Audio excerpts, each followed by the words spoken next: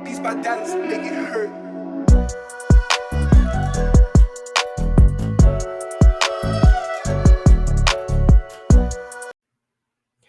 Welcome back to a Week 16 lineup edition of the Deep Cover Podcast. I'm your host, Kerry Stevenson. As always, shout out to my guys, my co-hosts, Mike Crawford, Chris Aguilera. Do me a huge favor on the way in. Hit that like, hit that subscribe. And in return, I'm going to try to help you win some of your Christmas money back with a lineup that we're hoping to kind of do some damage with. So first and foremost, let's take a look back at last week, which was not a very good time at all. First and foremost, that Cowboy stack, the Giants didn't push the Cowboys like at all. The Giants offense didn't do anything.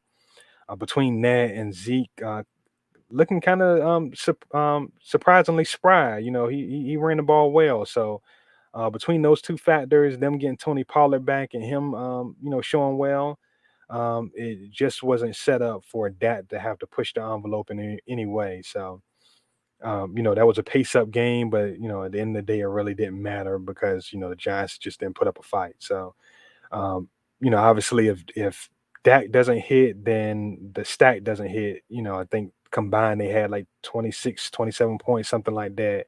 Obviously not enough to get it done. 60 total yards for Mixon, no TDs. That's no bueno. Marvin Jones, you try to use him as a pivot on James Robinson, 2 catches for 14 yards, no touchdown. That's not going to get it done. Tried the mini stat with James Conner and Amon-Ra St. Brown. The Amon-Ra St. Brown part hit, but the Conner side of it was obviously going to be game flow dependent as far as the peak of what that play could be.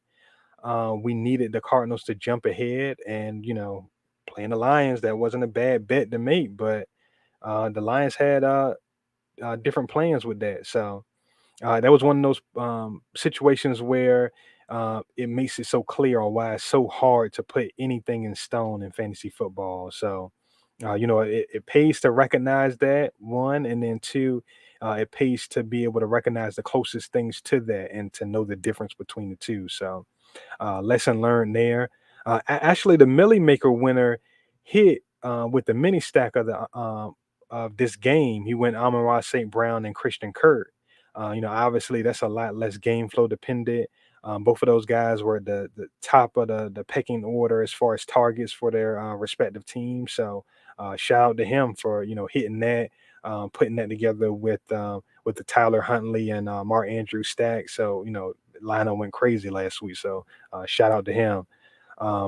So as far as this lineup, 91 point total, low water mark of the season for us, man.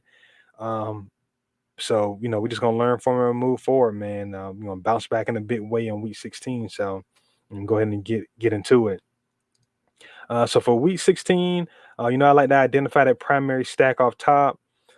This week it wasn't this long, exhausting search because I'm going to the top game of the slate, in my opinion, and that's this Vikings Rams game, and I'm doing so in a way that's going to give us a couple different leverage points. I'm playing Kirk Cousins at quarterback this week. I feel like he gives us leverage in a couple different ways here. So obviously, Stafford is going to be a popular guy, so he gives us leverage there. He also gives us leverage on Alexander Madison. With Dalvin Cook being out, Madison is going to be a popular guy.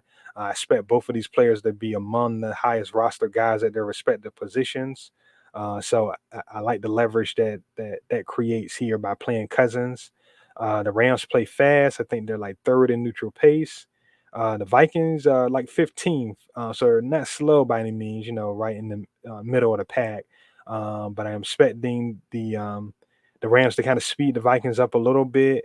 The Rams to score points, which will, push Kirk Cousins' attempts up.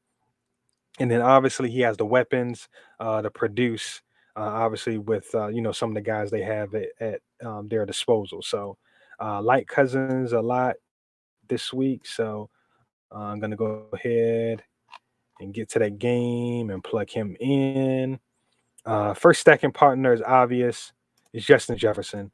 It's not a lot that I can say about Justin Jefferson that hasn't already been said by me on this show or by other fantasy analysts. I expect Thielen to be back this week, so hopefully that leads to some people getting cute with Jefferson. Will not be one of those people. I will be playing Jefferson a lot, and he's going to be the guy that this pass offense is going to continue to flow through, and so he's going to be a staple of what I'm doing. So got Jefferson there. Gonna double stack it, and I'm gonna go with Tyler Conklin here to complete that double stack.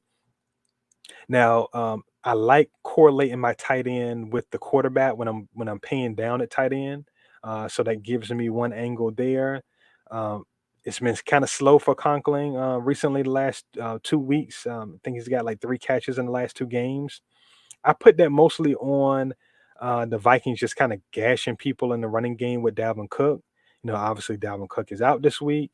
Um, that kind of caused pass attempts to be down, but I think they'll be up for some of the reasons I've named. Just previously talking about Cousins, and then also too.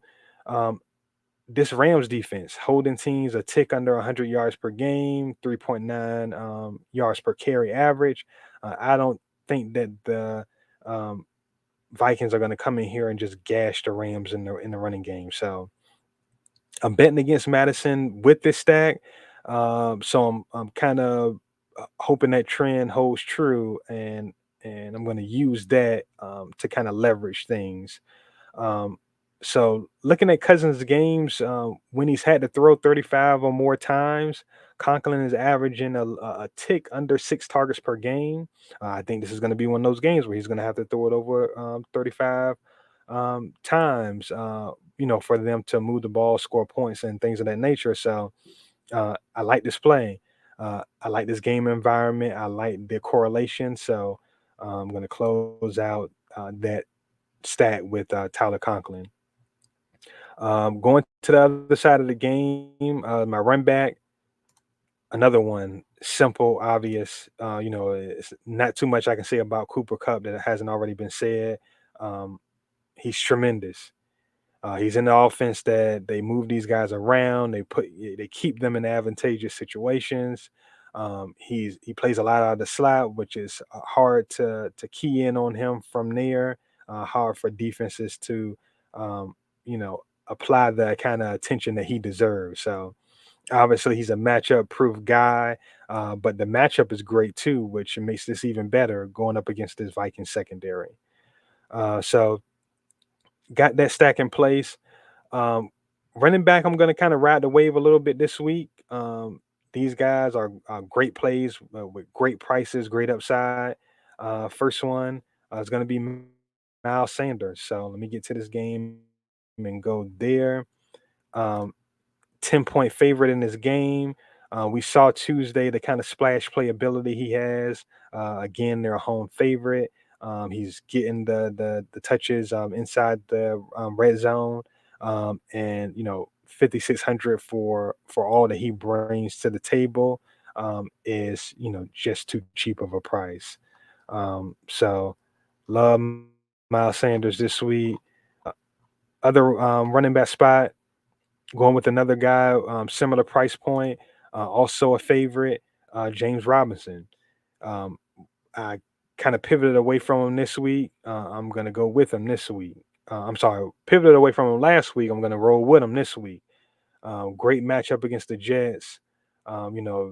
They've shown that they're going to lock in on him as that feature guy. And so I expect him to flirt with 25 touches, 20 on the ground, few targets. Love his chances this week. So love that. I'm going to stay with this game and, do a little mini game stack. And that's going to be with Braxton Berrios. So plug Braxton Berrios in. The Jets are getting thinner and thinner by the week at wide receiver. And it looks like Jamison Crowder is going to have a hard time suiting up this week. And I know this Jets offense is bad, but it feels like one of the only things they can kind of do and have figured out is how to throw to the slot in a negative game script. So I'm going to plug Barrios in here at 3,500, take my 5 to 7 catches, and move along with my day. So like that there. At this flex spot, I'm gonna go with probably the best play on the entire slate, and that's Antonio Brown. Plugging him in 4,900 price going up against Carolina. No Chris Godwin, no Mike Evans. Um, Antonio Brown, we've seen him hit ceiling. Um, hit ceiling kind of games with these two guys in the lineup. So now that these two guys are out, I expect him to be one of the focal points, if not the main focal point of this passing offense with Gronkowski. And at 4,900, that's just too cheap um, for what his potential is.